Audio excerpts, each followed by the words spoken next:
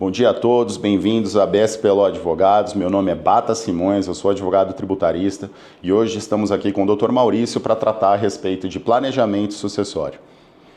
É muito comum as pessoas se dedicarem durante toda a sua vida à conquista de patrimônio, mas não se dedicar a como esse patrimônio será passado para os seus herdeiros. Por isso, a necessidade de um planejamento sucessório. O que a gente visualiza muitas vezes na prática é que existem planejamentos sucessórios que são mais complexos e outros que não são tão complexos assim. E muitas vezes, para o cidadão comum, um planejamento muito complexo ele acaba sendo muito custoso, muito demorado. Você pode utilizar de outros instrumentos que nem sempre são aquela famosa holding. Então, a título de exemplo, nós temos o testamento, né, que é um instrumento interessante. Interessante, fácil de você fazer um testamento público.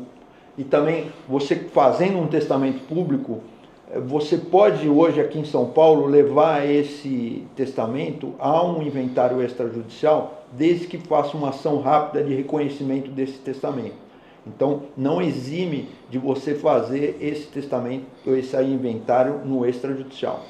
Outra opção que nós temos também, dentre essas mais simples que a gente pode chamar, é a doação, né? E na doação você tem a possibilidade de manipular as questões, no bom sentido, com cláusulas de inalienabilidade, cláusula de incomunicabilidade, cláusula de reversibilidade e cláusula de impenhorabilidade. O que a gente poderia falar sobre a cláusula de inalienabilidade, Dr. Maurício? O imóvel fica inalienável, ou seja, você não pode dar ele, você não pode vender esse imóvel. Uhum. Então, aquele que recebe em doação não pode vender esse imóvel. Tá certo? Perfeito. E a incomunicabilidade? A incomunicabilidade, você recebe esse imóvel, a pessoa que recebe esse imóvel não comunica esse imóvel com o cônjuge. E aí também se aplica para a união estável? Sim. Entendi, sim. Bem interessante. E no caso da reversibilidade? Isso é muito interessante, porque você pode doar um imóvel para um filho e vir acontecer uma coisa, o filho vir a falecer. A gente precisa, como advogado, prever essas situações, apesar de trágicas. E nessa hipótese, o imóvel volta para você. Perfeito. Então é o retorno, o doador, ele doa para o filho e depois, caso venha acontecer alguma coisa com o filho, esse imóvel retorna ao doador. O patrimônio do doador. Perfeito. E por último, nós temos a impenhorabilidade. Que é muito interessante, porque você pode doar esse imóvel para uma pessoa e ela contrair algumas dívidas, só que esse imóvel não pode ser penhorado. Uhum.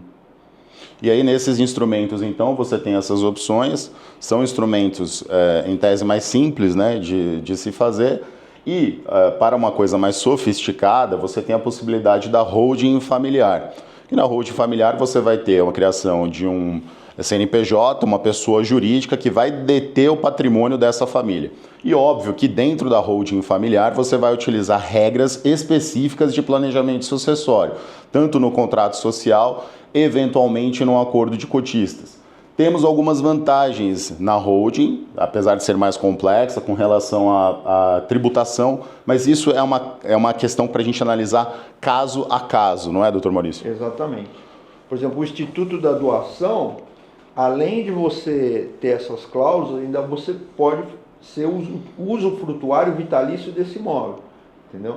Então, você pode doar para um filho esse imóvel, mas você é usuário usufrutuário vitalício. Então você continua usufruindo desse bem até o seu falecimento. Veja, o que nós entendemos é que o que é importante é não ser surpreendido. Né? É uma tristeza, são fatos da vida, né?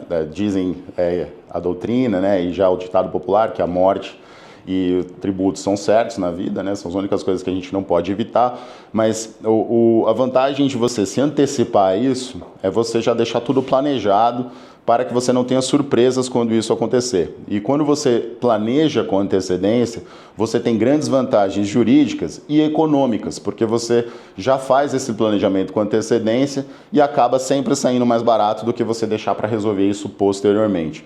Então, eu acho que a mensagem aqui do escritório, Dr. Maurício, do vídeo é: procure uma assessoria jurídica para cuidar desses assuntos. Se você tiver alguma dúvida, nós estamos aqui à disposição. Justamente. E tente solucionar essas dúvidas ou fazer esses instrumentos, não é? Justamente, porque às vezes você deixar os bens não quer dizer que aqueles herdeiros vão conseguir ter esses bens no nome. Às vezes eles não têm a capacidade de lidar com todos os problemas que eles vão enfrentar, de inventário, de pagamento de impostos. Uma questão também que nós vamos abordar futuramente é como você ter um patrimônio em dinheiro reservado para que você possa transmitir esse valor para os herdeiros sem pagamento de impostos e que vai beneficiá-los a pagamento das custas inerentes ao inventário. Muito bom. Como vocês puderam visualizar, as opções são bem grandes, é um leque de opções jurídicas, né? E a mensagem do vídeo é: se planeje. Qualquer dúvida, por favor, entre em contato conosco. Não deixe de se inscrever no canal, nos seguir, curtir o vídeo e até uma próxima. Obrigado. Obrigado.